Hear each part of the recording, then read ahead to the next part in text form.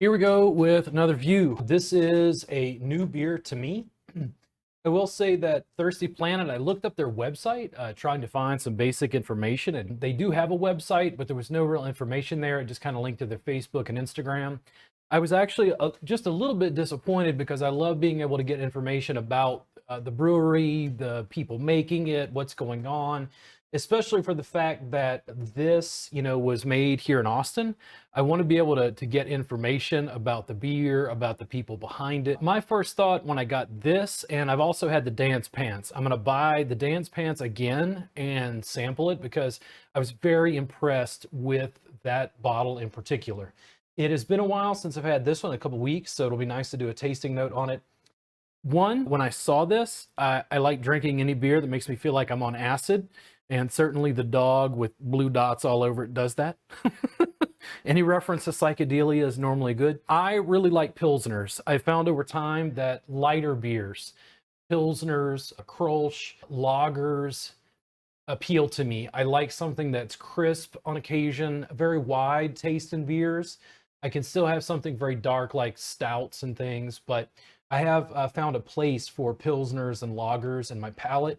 I really enjoy lighter beers. Pilsner and lager is something I go to again and again, and I find them to be amazingly diverse for the style of beer that it is. Let's go ahead and crack this open and try it out. Anxious to see what this is going to be like. See how we do here. Very light in color. I really like that. See if I can get just a little bit of foam on top there. Let it sit. Again, just a little disappointed, and this is just me being a critic. I want information from the brewers. Any of the beer companies or liquor companies who see my tastings, if you guys want any help with your social media marketing, just contact me. I'd love to have you on the podcast, and we can also talk about social media marketing. I'm a big fan, and just to give you an idea, I'm a massage therapist. Why the hell am I doing liquor reviews? Well, it's something that I really enjoy. It takes advantage of what I was already doing with cameras and audio, and then I could draw in like a different audience. I did a podcast recently about hog hunting. I'm interested in started hunting. So it was reaching out into a broader frame of reference for the things that I enjoy to pull people in. That's what I really wanted from Thirsty Planet's website and social media. I want to be drawn into your story. I want to know who's working at this facility. Hops. That's the first thing I pick up. Fruity, maybe some citrus aroma, a little bit of grapefruit, maybe just a little bit of, is that lime zest, maybe orange zest?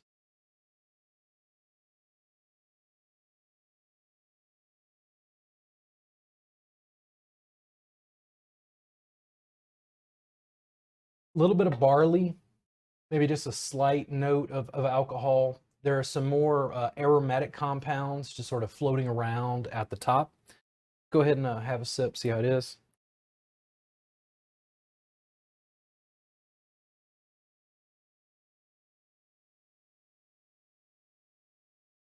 Citrus, bitter, bubbly, hops. Hopefully you can see that.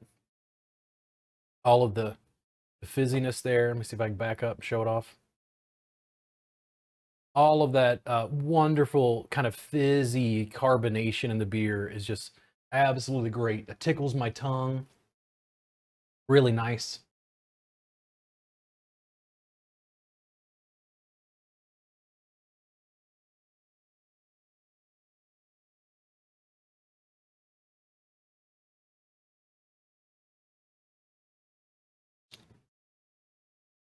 Not sweet, a little more hops, a little more bitter, a little more. This is a beer that I think as a lager, I'm sorry, a Pilsner, I could probably drink several, two or three in a row.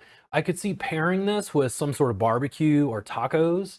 I don't think it's going to fight anything that you're eating. It's fairly middle of the road, I think, as far as a Pilsner. I liked a little bit of hoppiness to it. I think if you went much further than this, you might be getting into like IPA territory.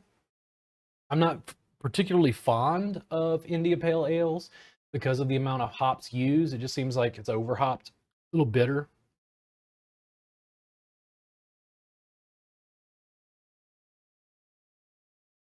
But this, fizzy, tasty, bubbly. Just got a good flavor profile. Let me see if I can get that even closer. Will it recenter for me? There we go. Just to give you a sense of all of the bubbles there. Really good.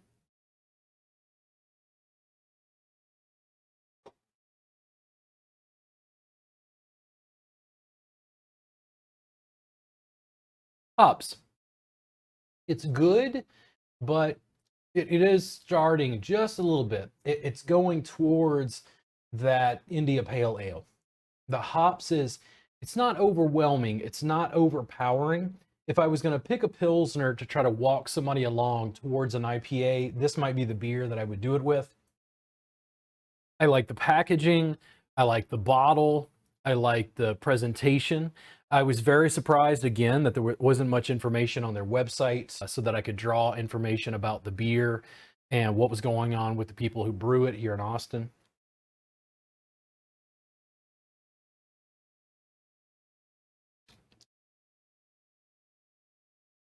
Clean. It's got a little bit of crispness at the end, a little bit of that like citrus zest, maybe a little bit of grapefruit or lemon. The lemon is more subdued, a little bit more like grapefruit. It's got a little bit of bitterness, but there's a crisp close at the end.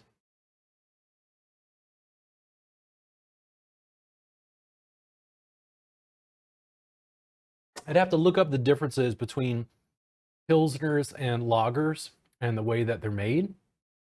But I think this is a great beer, something you should particularly check out if you're here in Austin. If any of the guys from the brewery contact me, happy to have you on the podcast and discuss this stuff. Really interested to dig more into local beers, local things that are available, maybe local whiskeys. There is a little bit of a wine culture here in Texas in certain areas that I'm also interested in.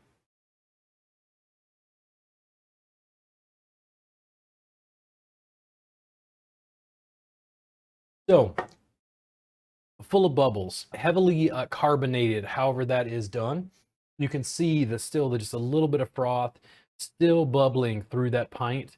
Really interesting to me. The chemistry that goes into fermented beverages, grains, flavor compounds.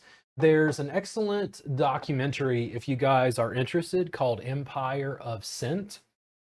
It was on Netflix originally. I don't know if it's still up or not, but it goes very heavily into detail about certain aromatic compounds, things that people pick up, the empire of scent, all the thing that comes from our sense of smell. Really interesting documentary.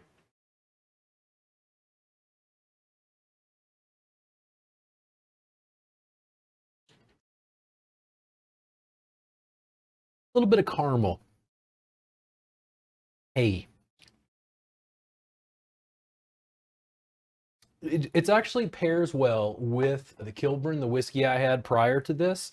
I feel like it's a good supplement. I like alcohol that's not overly sweet. I feel like this is a good balance that hops and that little bit of bitterness as well with the Kilburn.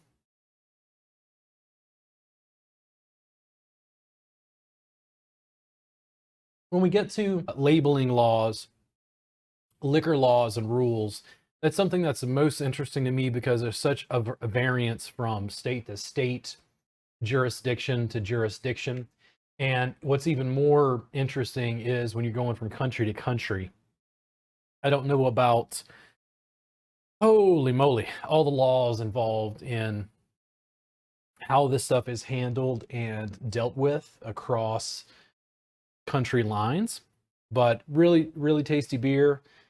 Not displeased with this at all. Makes me think of fish and chips.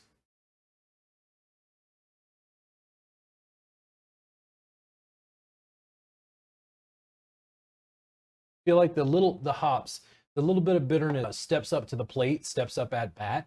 It's kind of what leans to the front of the flavor profile, but I still feel like it's fairly crisp, it's fairly clean on my palate. There's a little bit of leftover kind of barley, a little bit of bitterness, maybe from the hops as well.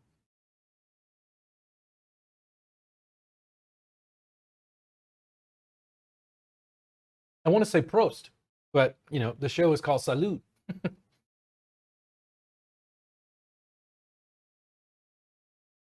Spot on pills.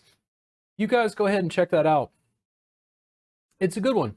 I don't know if it would be in my top 10. I'm a little bit biased.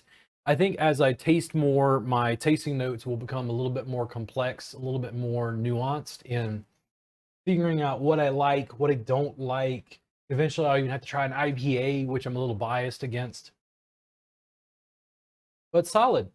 There's some floral sort of aromatic notes. I think it's a well-balanced beer, really good. Thank you guys to Thirsty Planet for producing this.